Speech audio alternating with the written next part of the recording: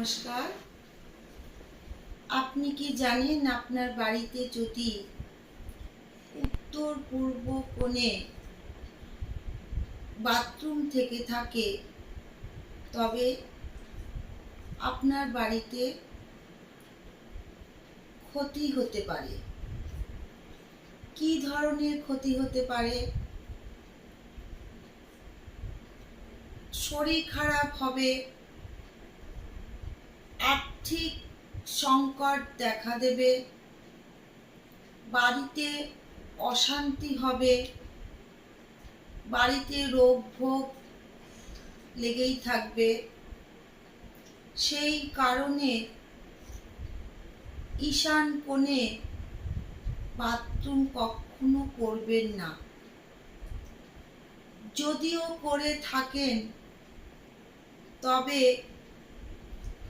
একটি কাচের পাত্রে সিন্দুক লবণ ভর্তি করে রাখবেন।